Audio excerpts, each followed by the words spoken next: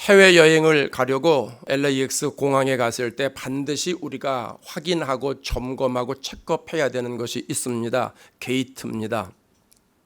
어떤 사람이 한국으로 가고자 할 때 대한항공이나 아시아나 항공을 통해서 한국으로 간다고 할 때에 공항에 가서 한국으로 가는 비행기가 몇 번 게이트에 있는가 그걸 확인해야 됩니다. 예를 들어서 110번 게이트가 한국으로 가는 비행기가 있는데 여행하는 사람이 그 110번 게이트를 확인하지 않으면 그 비행기를 탈 수 없다라고 하는 것이죠.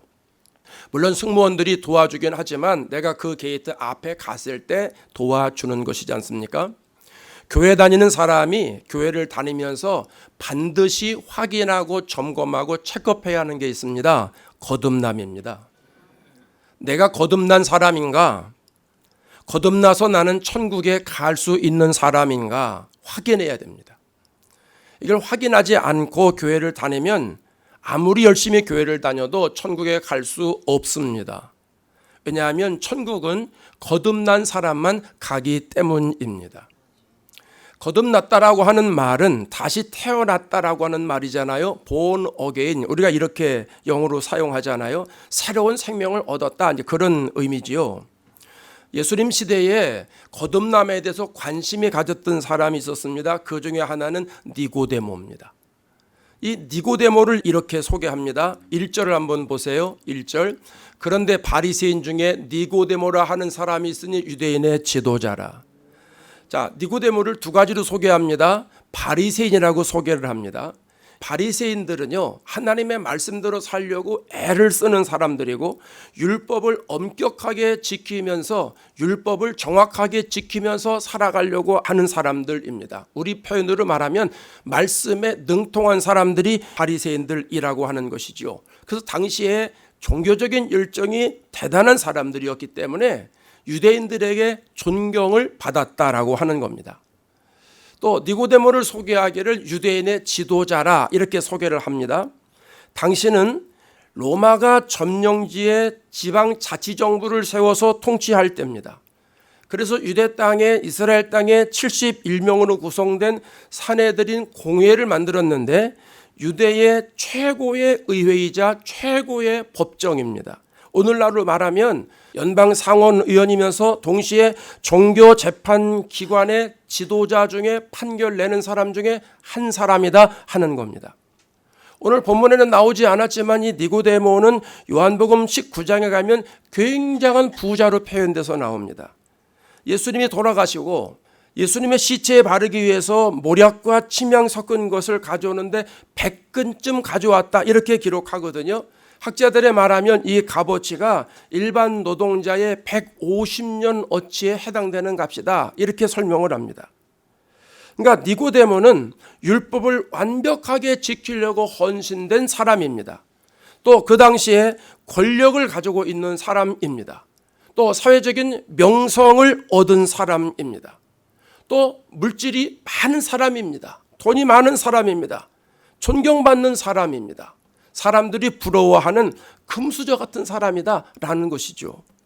니고데모가 예수님을 찾아온 이유가 있어요. 2절을 보면 그가 밤에 예수께 왔다 이렇게 표현합니다. 여러분 이 요한복음에서의 밤이라고 하는 것은 좀 독특한 의미를 가지고 있는데 빛과 대비라는 차원에서 기록하고 있습니다. 그러니까 요한복음에서 밤에 왔다라고 하는 것은 이 사람이 어둠 속에 있다 이것을 설명하고 있는 거예요. 예수님께서 제자들에게 너희 중에 한 사람이 나를 팔 것이다 그렇게 말씀하잖아요. 그러니까 제자들이 어리둥절해가지고 주님 저예요? 주님 저예요? 뭐 이렇게 얘기를 해요. 그러니까 예수님께서 내가 떡 한 조각을 주는 사람 그 떡 한 조각 받는 사람이 그 사람이 나를 팔 거다 이렇게 말씀을 합니다. 그리고 예수님이 가룟 유다에게 떡 한 조각을 주잖아요. 성경은 이렇게 표현합니다. 요한복음 13장 30절에 유다가 그 조각을 받고 곧 나가니 그 시각이 언제예요? 밤이더라 그랬어요. 밤. 가룟 유다의 영적 상태를 지금 설명하고 있는 거예요. 가룟 유다의 영적 상태가 어둠이라는 거예요. 다시 말하면 영적으로 굉장히 혼란한 시기다. 그걸 지금 설명해 주고 있는 거예요. 마찬가지로 니고데모가 밤에 예수님을 찾아왔다라고 하는 것은 니고데모의 영적 상태가 지금 어두운 상태다, 이걸 설명해 주고 있는 거예요. 자신은 사회적으로 바리새인이기 때문에, 유대인의 지도자이기 때문에 명성을 얻고 있지만, 겉으로는 멀쩡하고 사람들에게 존경을 받는 대상이지만 그의 영혼은 혼란의 시기를 겪고 있다는 얘기입니다. 그의 영혼은 혼란을 겪고 있다는 거예요. 낮에는 화려한 생활을 하고 있지만은 밤에는 고독한 생활을 하고 있는 것과 마찬가지라는 것이죠. 그러니까 이 니고데모는 지금 영적인 방황에서, 어둠에서, 공허함에서 빠져나오지 못하고 있다라고 하는 거예요. 사람은요, 영혼의 상태가 공허할 때 그걸 숨길 수가 없습니다. 사랑을 숨기지 못한다고 그러죠. 좋아하는 걸 숨기지 못한다고 그러죠.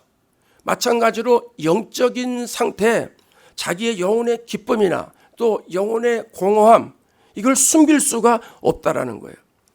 굳이 말로 표현하진 않아도요, 내적으로는 답답해합니다.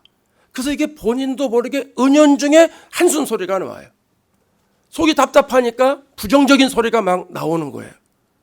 내 속에 해결되지 않는 것들이 이렇게 뭉쳐 있는 거예요. 뭉쳐 있다 보니까 어느 순간에 여기에 움직이게 되는 거죠. 근데 내 속에 있는 이 영적 어둠의 덩어리는요, 내 힘으로 어떻게 할 수가 없는 거예요. 그러니까 답답해 하는 거죠. 이걸 어떻게 하고는 싶은데 할 수 있는 능력이 나에게 없어요. 그 영적인 어두움 상태에 계속 있다 보니까 답답하니까 이게 겉으로 표현이 되는 거예요. 그래서 사람들이 스트레스를 풀려고 다른 이상한 것들을 하고 나아가는 것 아니겠습니까? 니고데모가 자신의 영적인 상태를 숨기지 못하는 거예요. 이걸 어떻게 해결을 하려고 하는데, 이 니고데모는 우리하고 좀 다른 방법으로 합니다. 밤에 예수님을 찾아온 거예요. 밤에. 왜? 낮에는 사람들이 보잖아요. 그러니까 자기 체면도 있잖아요. 그러니까 보지 않는 밤에 예수님을 찾아왔다는 거예요. 여러분, 이건 굉장한 거예요. 왜냐하면 요한복음을 가만히 보면 그 전에 2장에 가면 예수님께서 성전 정화 작업을 하시잖아요. 성전에 들어가시니까 사람들이 거기서 뭐 비둘기도 팔고 동물도 팔고 뭐 시장판이 됐지 않습니까? 그러니까 예수님이 판을 다 뒤집어 엎으셨잖아요. 그리고 내 집은 만민의 기도하는 집이다, 너희가 강도의 소굴을 만들었다, 이렇게 호통을 치지 않으셨습니까? 그런 분을 밤에 찾아왔다라고 하는 것, 이건 보통이 아니라는 거죠. 그만큼 니고데모는 자기의 영적 상태가 지금 너무 어둠 가운데 있고 이걸 어떻게 해서든지 빨리 해결하려는 생각이 있었다는 거예요. 그러니까 낮에 행한 예수님의 모습을 들었고 그 전에도 예수님의 행한 모습을 들었기 때문에 니고데모 입장에서는 예수님께 가면 자기의 문제가 해결될 것 같은 믿음이 있었다는 것이죠. 그래서 빛 대신 예수님께로 찾아왔다라고 하는 거예요. 와서 뭐라고 이야기를 합니까? 2절에 가면 이렇게 말합니다. 그가 밤에 예수께 와서 이르되 랍비요, 우리가 당신은 하나님께로부터 오신 선생인 줄 아나이다. 하나님이 함께 하시지 아니하시면 당신이 행하시는 이 표적을 아무도 할 수 없음이니이다. 니고데모가 자기의 속마음을 숨기고 예수님께는 왔어요. 근데 솔직하지 못해요. 여러분, 2절을 가만히 보시면 이거 예수님께 잘 보이려고 알랑방구 끼는 발언을 하는구나, 이걸 압니다. 왜냐하면 당신은 하나님께로부터 오신 선생인 줄 아나이다. 제대로 모르는 거예요. 하나님께서 오신 선생이 아니라 하나님께로 오신 아들이잖아요. 구세주잖아요. 그러니까 진실된 고백은 아니죠. 또 하나님이 함께하지 아니하시면, 반대로 말하면 하나님이 함께 하셨기 때문에 이 표적을 행할 수 있었다, 이렇게 말하는 것이거든요. 이것은 표적은 2장에 가나안 혼인잔치에 물을 포도주로 만든 이적을 말하는 것이거든요. 근방에 소문이 났지 않겠습니까? 니고데모도 그걸 알고 있는 거죠. 야, 이거는 아무나 할 수 있는 게 아니야. 물을 포도주로 만들어 잔치집에 기쁨이 넘치게 해. 이건 하나님이 함께하기 때문에 이런 일이 가능한 거야. 그러면 그렇게 믿었으면 그분을 믿어야 돼요, 안 믿어야 돼요? 믿어야죠. 아니, 하나님이 함께 하셨기 때문에 이런 기적의 역사가 일어나고 이적의 역사가 일어났다, 그렇게 믿었으면 하나님을 믿고 하나님이 보내주신 예수님을 믿어야 될 거 아니겠어요? 근데 지금 2절 표현을 가만히 보면 이게 믿는 표현이에요, 아니면 믿는 척하는 표현이에요? 믿는 척하는 표현이에요. 예수님이 듣기 좋은 얘기만 하는 거예요. 예수님 앞에서 가끔 그런 표현 씁시다. 기자들이 너스레를 떨었다고. 지금 니고데모가 예수님 앞에 그렇게 말하는데 예수님은요 동문서답으로 대답을 하세요. 3절을 보세요. 3절 예수께서 대답하여 이르시되 진실로 시작 진실로 진실로 내게 이르노니 사람이 거듭나지 아니하면 하나님의 나라를 볼 수 없느니라. 거듭나야 된다는 거예요. 예수님이 니고데의 마음에 정곡을 찌르는 말씀이죠. 마음을 꿰뚫어 보시는 거예요. 니고데모의 영적인 상태를 파악하시고 말씀하시는 거예요. 부연 설명을 하면 예수님이 이렇게 지금 말씀하시는 거죠. 네가 2절에 그렇게 얘기하지만 내가 네 속 뻔히 알아. 네 속 뻔히 알아. 너 나한테 온 것은 지금 영혼의 관계 때문에 온 것이지 거듭남 때문에 온 것이지 속 터져 죽을 것 같으니까 온 것이지 네 문제가 해결되지 않으니까 온 것이지 네 힘과 능력으로 해결할 수 없으니까 오는 것이지 돈으로도 안 되니까 오는 것이지 권력으로 안 되니까 오는 것이지 내가 네 마음 다 알아. 예수님은 그렇게 말씀을 하시는 거예요. 여러분 거듭나야 된다는 것은 위로부터 다시 태어나는 것이라고 말씀을 드렸잖아요. 위로부터 태어난다라고 하는 것은 하나님으로부터 태어나는 걸 말하잖아요. 우리는 다 부모로부터 태어났어요. 그걸 첫 번째 탄생이라고 그러죠. 그 다음에 하나님으로부터 태어난 걸 두 번째 탄생이라고 말합니다. 첫 번째로 태어났다라고 하는 것은 부모로부터 태어났다라고 하는 것은 생명을 가졌다는 얘기입니다. 생명이 있기 때문에 그 나이에 맞게 활동을 합니다. 어린 아이들은 눈만 깜빡깜빡거리고 조금 손발 움직이고 조금 더 지나면 기어다니고 조금 더 지나면 걸어다니고 조금 더 지나면 성장해가지고 이제 사회활동을 많이 하고 그러지 않습니까? 태어나면 태어나면서부터 그 과정을 겪으면서 인생을 출발하는 거예요. 하나님으로부터 태어났다라고 하는 것은 인생의 출발점이 다르다는 걸 말하는 거예요. 하나님으로부터 태어났기 때문에 살아가는 과정이 다른 거예요. 살아가는 목표가 다른 거예요. 여러분 보세요. 육으로부터 태어난 사람은 세상에 태어났기 때문에 늘 보고 사는 게 뭐냐면 세상이에요. 세상을 보고 사니까 예수님 말씀하셨죠. 무엇을 먹을까? 무엇을 입을까? 무엇을 마실까? 이거 생각한다는 거예요. 그뿐 아닙니다. 어떻게 하면 성공할까? 어떻게 하면 돈을 많이 벌 수 있을까? 어떻게 하면 나도 큰 집에 가서 살 수 있을까? 어떻게 하면은 사람들에게 존경받으면서 대우받으면서 살아갈 수 있을까? 여러분 이런 생각하는 거예요. 왜? 세상에 그렇게 살아가니까. 가치가 세상 기준인 거예요. 그래서 땅에 속한 것, 썩을 것, 없어질 것, 냄새나는 것에 관심이 많아요. 육신의 가치를 두고 살아가기 때문에 그래요. 그래서 그런 사람들이 하는 말이 뭐예요? 행복해야 된다는 거예요. 이건 다 육의 사람들이 사용하는 언어입니다. 그러나 위로부터 태어나는 사람들은요, 태어나는 시점이 다르기 때문에 위의 것을 생각하는 거예요. 하나님이 나를 태어나게 하셨기 때문에 내 인생의 초점을 하나님께 맞추는 거예요. 부모에게 효도하는 것처럼 하나님께 효도하는 거예요. 하나님으로부터 시작을 했으니까 하나님의 말씀으로 살아가는 거예요. 그리고 하나님이 인도하시는 대로 살아가는 거예요. 그래서 하나님의 나라와 하나님의 의를 구하며 사는 거예요. 따라오시는 거예요?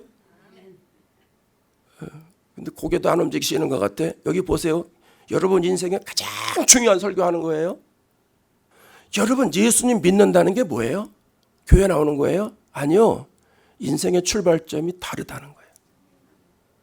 로스앤젤레스에서 똑같이 살아가지만 예수 믿는다는 것은 나는 예수님으로부터 시작하고 내 인생의 목표는 예수님이고 예수님에 의해서 나는 움직이는 사람이라는 것이 예수 믿는 사람들입니다.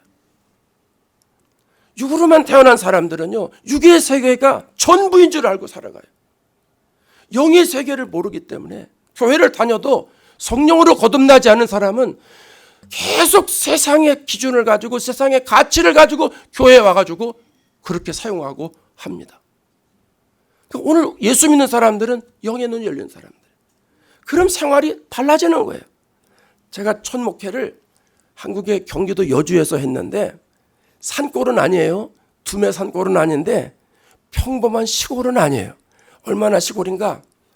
중고등부 아이들이 비행기를 타본 사람이 없어요. 비행기를 타본 사람이 없다는 얘기는 해외에 나가본 적이 없다. 허다못해 제주도도 가본 적이 없다는 거예요. 이러면 안 되겠구나 싶어가지고 아이들에게 꿈을 심어주기 시작을 했어요.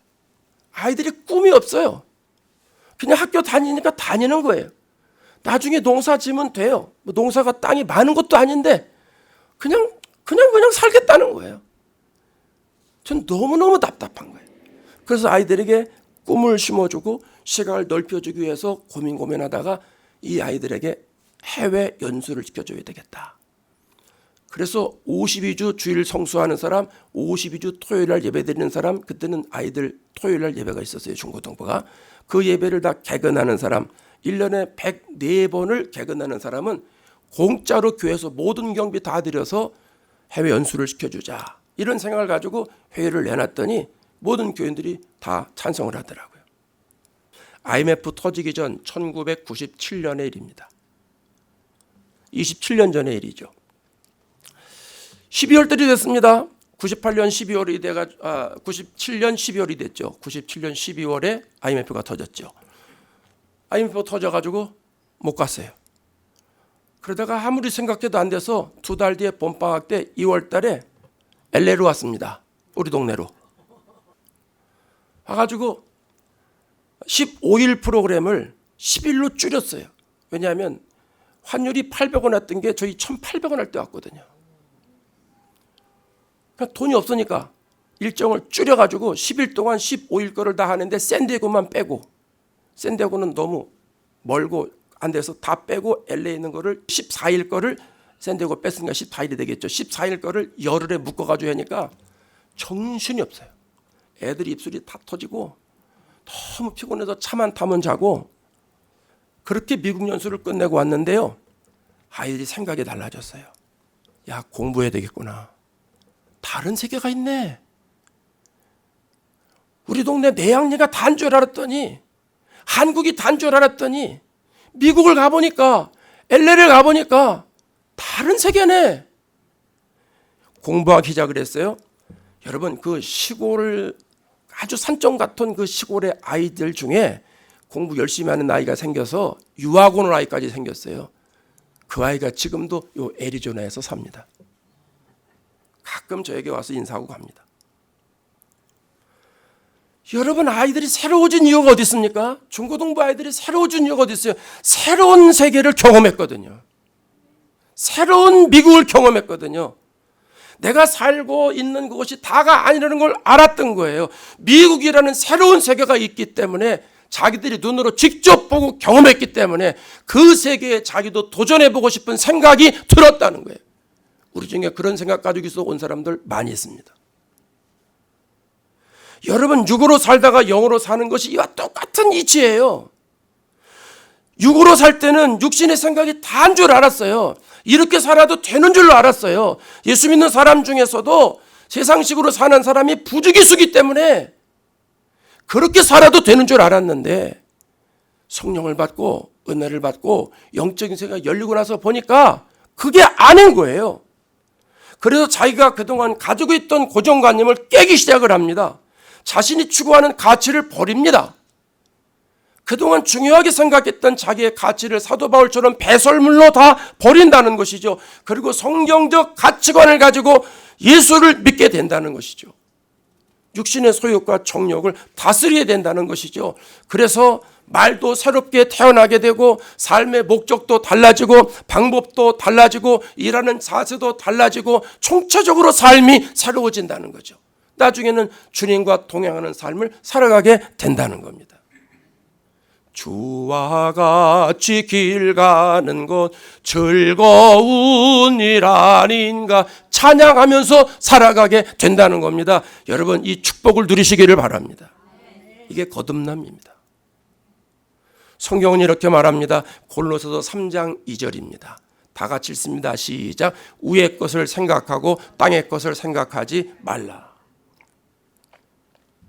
하늘의 것, 하나님의 것 생각하면서 살라는 거예요. 이 땅에 살고 있는 저와 여러분, 이 땅의 세계가 다가 아니라는 걸 깨닫게 되시기를 바랍니다. 영적인 세계가 있다는 것을 인정하시기를 바랍니다. 그리고 육으로 태어난 사람이 아니라 영으로 태어나는 축복 있는 사람이 되기를 바랍니다. 니고데모가 아직 영적으로 거듭나지 못했기 때문에 예수님 말씀을 이해할 수가 없습니다. 그래서 4절에 이렇게 말합니다.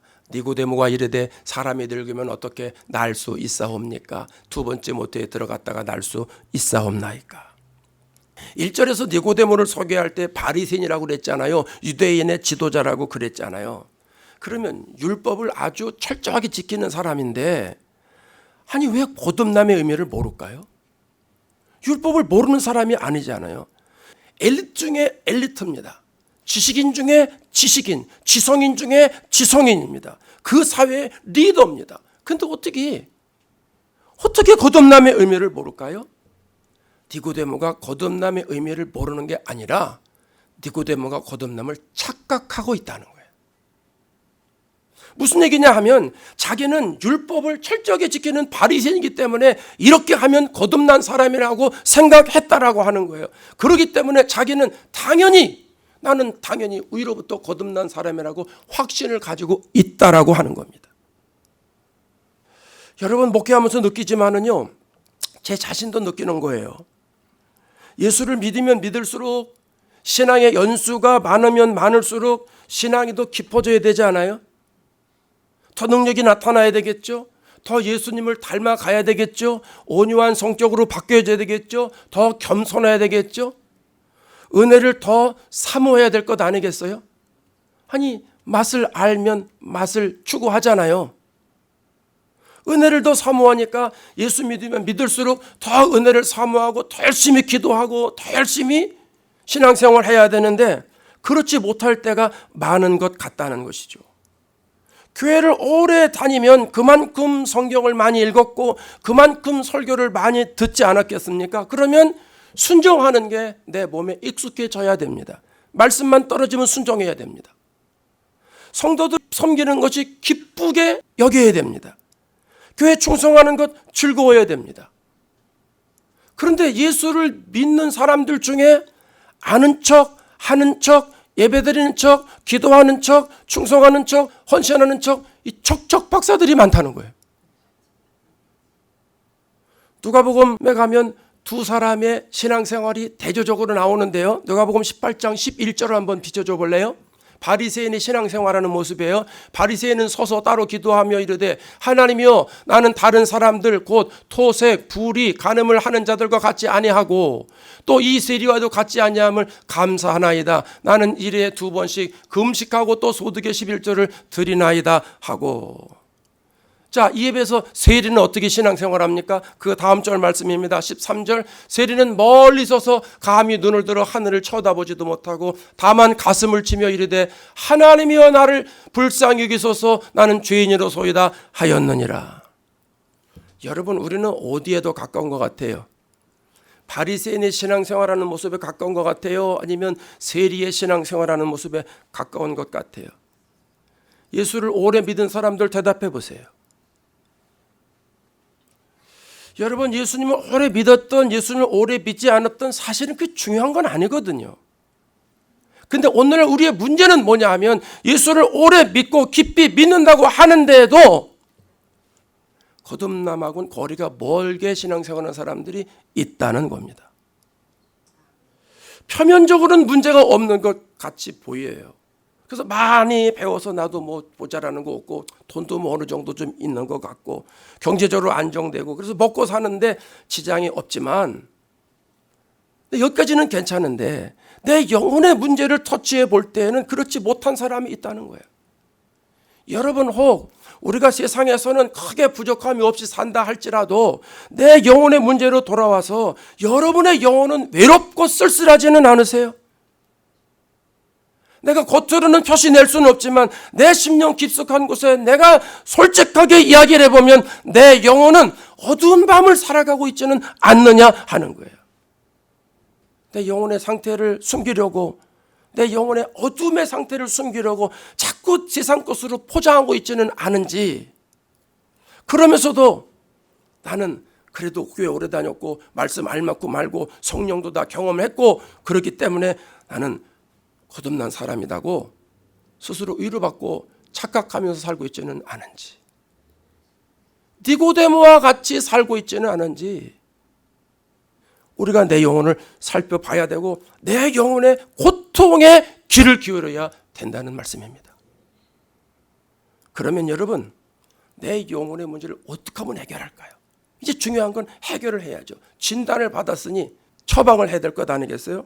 5절 비춰주세요. 5절 다 같이 읽습니다. 시작. 예수께서 대답하시되 진실로 진실로 내게 이르노니 사람이 물과 성령으로 나지 아니하면 하나님 나라에 들어갈 수 없느니라. 물과 성령으로 다양한 해석들이 있습니다. 물 세례라고 그러고 성령 세례라고 해도 틀리지 않습니다. 이걸 하나로 모아서 이야기해도 괜찮습니다. 물 세례는 우리가 잘 아는 거예요. 물 세례는 내가 예수를 믿으면서 이게 내가 잘 믿어야 되겠구나. 그러면 내가 세례도 받아야 되겠구나. 이런데 의지적인 결단이 있죠. 여러분 그 결단 가지고 세례 받으시지 않았습니까? 이제는 내가 기독교인이 돼야지. 이런 생각하고 세례를 받습니다. 말씀을 계속 들었기 때문에 십자가의 보혈로 내 죄가 용서됐다라고 하는 이제 확신이 갖게 되는 것이죠. 예수님이 내 인생의 주인으로 삼아야 되겠구나, 이런 마음이 들게 되는 것이죠. 그래서 주님의 영광을 위해서 내가 살아야 되겠구나 하는 마음을 갖게 되고 결단하게 됩니다. 그리고 주님 앞에 이제 결단하고 나아가고 기도하잖아요. 그게 세례 아닙니까? 그래서 나는 죽고 예수님이 내 안에 살고 계시면 좋겠다, 이런 생각으로 나아가는 게 세례입니다. 근데 성령 세례는요, 내 의지와 내 결단으로만 가지고는 안 돼요. 거듭남이라고 하는 것은 위로부터 다시 태어나는 것이라고 말씀을 드렸잖아요. 그럼 하나님의 능력이 나에게 입혀지는 것인데, 하나님의 생명이 나에게 들어오는 것인데, 영적인 눈이 열리는 것인데, 이게 내 의지만 갖고는 안 된다라는 거예요. 여러분, 하나님으로부터 능력이 임하는 건 하나님의 은혜에 의해서 가능합니다. 그건 전적으로 하나님의 은혜예요. 그걸 가리켜서 우리는 성령 세례는 하나님의 은혜로만 가능하다, 이렇게 설명합니다. 물 세례는요, 내가 의지만 갖고도 돼요. 그래? 그럼 나 오늘부터 예수 믿어야지. 그리고 나 세례 주세요. 그 다음 주에 세례 받을 수도 있어요. 내가 의지로 고백만 하면 돼요. 그러나 성령 세례는 그렇게 되지 않습니다. 내가 다시 태어나는 것은요, 하나님이 나에게 은총을 베풀어 주실 때에 가능한 거예요. 그러면 이것도 쉽지요. 하나님이 은혜를 주시면 되니까 나는 기다리면 되죠. 이해되시죠? 이건 전적으로 하나님의 은혜에서 가능하니까 하나님의 때를 그냥 기다리면 나도 언젠간 성령 받지 않겠습니까? 이지적으로는 맞는 것 같아요. 성경적으로는 맞지 않습니다. 그러면 하나님이 누구에게 은혜를 베풀어 주시나, 어떤 사람에게 은총을 베풀어 주시나, 하나님 앞에 기도하는 사람입니다. 어떤 기도요? 내가 죄인이라고 인정하는 기도하는 사람. 하나님, 말씀을 들어보니까 나는 죄인입니다. 하나님의 말씀을 들어보니까 나는 지옥에 갈 사람입니다. 그러니 나를 불쌍히 여겨 주옵소서. 나 그 영적인 세계에 들어가고 싶습니다. 그 세계를 한번 보고 싶습니다. 하나님, 성령으로 나에게 찾아와 주옵소서. 하나님의 은혜를 나에게 부어 주옵소서. 하나님, 내 영혼의 상태가 지금 암흑입니다. 갈기갈기 찢긴 내 상태를 보고 있습니다. 내 영혼을 붙잡고 심령이 가난한 자가 되어서 하나님, 나를 살려주옵소서. 내 영혼을 살려주옵소서. 나를 붙잡아 주옵소서. 이렇게 애절하게 간절하게 기도할 때 하나님이 성령을 부어 주시는 줄로 믿습니다. 그걸 하나님의 은총이라고 말하는 거죠. 예수님은요, 거듭남의 말씀을 듣고 놀라는 니고데모에게 성령 받은 사람은 이러이러하다고 또 설명을 또 해주세요. 그게 7절, 8절 마지막 절이에요. 자, 7절, 8절 보겠습니다. 내가 네게 거듭나야 하겠다는 말을 놀랍게 여기지 말라. 바람이 임의로 불매 내가 그 소리는 들어도 어디서 와서 어디로 가는지 알지 못하나니 성령으로 난 사람도 다 그러하니라. 육적인 사람, 종교적인 사람, 종교활동하고 있는 거 아니겠어요? 니고데모가 영적인 세계를 모르니까 율법을 아무리 잘 지켜도 영의 눈에 닫혀있기 때문에 이건 종교생활입니다. 그러니까 모르니까 예수님 말씀하는 걸 놀랄 수밖에 없는 거예요. 그러니까 예수님이 놀라지 말라는 거예요. 그러면서 예화를 들어 설명하는데, 여러분, 바람이 불면 우리도 어디서부터 바람이 시작됐는지 모르죠. 어디서 와서 어디로 가는지 모릅니다. 바람이 나에게 부딪히니까 동쪽에서 왔나 보다, 서쪽에서 왔나 보다, 그걸 느끼는 것이지 바람이 지나가는 걸 우리가 피부로 느끼지 않고 가만히 눈으로 보면 모른다 그 말입니다. 마찬가지로 성령 세례 받은 사람, 성령으로 거듭난 사람, 이 사람도 성령으로 어떻게 거듭나서 내 상태가 어떤지 지금 잘 모를 수도 있다라는 겁니다. 이게 무슨 말이냐 하면, 목사님, 성령 세례 받으면 내 마음이 뜨거워지잖아요. 성령 세례 받으면 교회 가는 게 기다려지잖아요. 또 성도들 만나는 게 즐거워지잖아요. 예배 드리는 시간이 시간 가는 줄 모르잖아요. 교제하는 게 기쁘잖아요. 예, 사실입니다. 성령 받으면 이런 현상이 나요, 안 나요? 나지요. 다 드러납니다. 그런데 반드시 이래야만 성령 받은 건 아니다. 예수님 그걸 얘기를 하시는 거예요. 여기서 예수님 하고 싶은 말씀이 뭐냐 하면 고린도전서 12장 3절이에요. 성령으로 아니하고는 누구든 예수를 주라고 할 수 없느니라. 이게 무슨 말이에요? 여러분, 예수님이 주님 돼야 안 돼요? 빨리 대답해요. 예수님이 주님이라고 대답이 돼야 안 되세요? 되지요. 우리가 말하는 주님의 원뜻이 뭐냐 하면 고린도전서 당시에 주인과 노예 사이에 사용하는 언어가 주입니다. 주.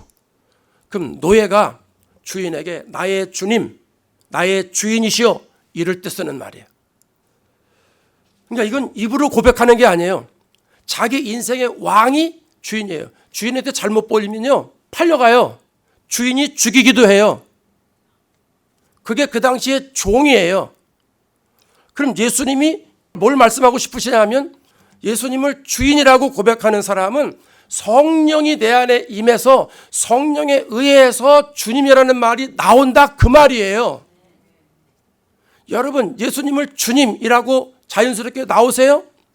성령 받은 사람이에요. 예수님을 주님이라고 말이 안 나오세요? 성령 받지 못한 사람이에요. 거듭나지 못한 사람이에요. 이걸 지금 설명해 주고 있는 거예요.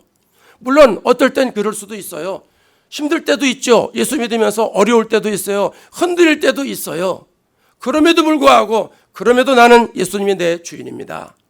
내 상황이 지금 이렇게 어렵습니다. 고통 가운데 있습니다. 내가 지금 고난 가운데 있습니다. 그래도 주님은 변함없는 나의 주인이십니다. 이런 고백이 나오죠.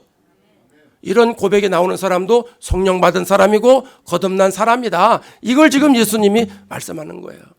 왜 예수님이 이걸 말씀하느냐 하면은요, 성령은요 인격적으로 이해를 하셔야 돼. 하나님도 인격적으로 이해를 하셔야 돼. 하나님이 신이에요. 그러나 신적인 요소만 가지고 있는 게 아니라 인격적인 요소를 가지고 있는 신이기 때문에 전지전능하신 그 신인데 우리가 하나님을 그냥 무슨 우상 섬기듯이 이렇게 이해하면 안 된다는 거예요. 다시 말하면 성령은 지정의를 가지고 우리에게 오시는 분이에요. 지성, 감정, 의지. 여러분, 우리의 마음이 움직일 때 세 가지 요소에서 움직여요. 우리의 생각을 할 때, 뭘 결단할 때 세 가지에 의해서 움직여요. 그럼 우리가 성령을 이해할 때 인격적으로 이해를 해야 돼요. 자, 여러분 보세요. 성경을 통해서 예수님 우리에게 알게 하시잖아요. 여러분, 이걸 지성이라고 그래요. 알아야지 믿지요. 무조건 믿어요. 예수님이 누군 줄 알고 믿어. 알아야 믿는 거예요. 그래서 성경 공부를 하는 거고 설교를 하는 거예요. 또 예수님을 알게 됐어요. 그분이 구세주네. 깨닫게 되죠. 뭘로 깨달아져요? 감정으로 깨달아져요. 나에게 축적된 지식과 감정이 뒷받침돼 주는 거예요. 그 다음에는 의지적으로 작용하게 되는 거예요. 우리의 삶의 모든 부분에 이것이 이루어지는 거예요. 그래서 거듭난 사람은요, 주님이 내 안에 오셨기 때문에 내가 주님을 더 닮아가고 싶어지고 주님이 좋아하는 것을 내가 자꾸 하려고 그러고 주님께 기쁨이 되려고 애를 쓰는 거예요. 이게 거듭난 사람이에요. 이게 성령으로 거듭난 사람이다 라고 하는 거예요. 여러분, 반대로 설명을 드려요. 예수님이 내 주인이면 내 인생을 내 마음대로 살아갈 수가 있어요, 없어요? 없어요. 예수님이 내 인생의 주인이면 내 시간 마음대로 쓸 수 있어요, 없어요? 못 써요. 예수님이 내 주인이면 재물을 마음대로 쓸 수 있어요, 없어요? 못 써요. 예수님이 내 주인이면 예수님이 싫어하는 말을 할 수 있어요, 없어요? 못 해요. 예수님이 내 주인이면 내가 죄를 짓고도 정당화하고 합리화할 수 있어요, 없어요? 못 해요. 여러분, 성령이 말씀하시는데 어떻게 거절해요? 거듭난 사람은 이렇게 할 수가 없는 거예요. 여러분, 거듭남은 영적인 세계를 깨달았냐 안 깨달았냐 그 문제로 끝나질 않아요. 왜 거듭남이 중요하냐면 히브리서 9장 27절에 이렇게 말합니다. 한 번 죽은 것은 사람에게 정해진 것이요 그 후에는 뭐가 있어요? 심판이 있대요. 성경은 심판이 기다리고 있다는 거예요. 그래서 거듭나야 심판을 받질 않아요. 성령으로 거듭나야 하나님 나라에 들어갈 수 있는 거예요. 그런 의미에서 거듭남은 내 영혼의 생사가 달린 문제입니다. 내 영혼이 죽느냐 내 영혼이 사느냐 심각한 문제라는 거예요. 그래서 오늘 설교가 가장 중요하다고 말씀을 드렸던 거예요. 오늘 예배드리는 저와 여러분 중에는 예수님을 믿고 성령 받아 거듭난 사람도 있고, 여러분 중에는 예수님을 믿는다고 말은 하면서도 성령 받지 못하고 종교인으로 살아가는 사람도 있고, 여러분 중에는 아직 예수님을 주인으로 영접하지 않은 사람도 있을 줄로 압니다. 여러분, 과거는 중요한 게 아닙니다. 과거는 지나간 겁니다. 중요한 것은 현재입니다. 내 영적인 상태가 어쨌든 예수님을 내 구세주로 받아들이고 예수님을 내 주인으로 섬겨서 예수님을 내 왕으로 모셔드리면 하나님께서 은혜를 베풀어 주셔서 성령을 선물로 주십니다. 성령 세례를 받게 하십니다. 그러면 물과 성령으로 거듭나는 축복을 얻게 되어서 거듭난 사람의 삶을 살아가게 된다는 것입니다. 이 축복을 저와 여러분 모두가 다 받아 누리시게 되기를 주의 이름으로 축원합니다.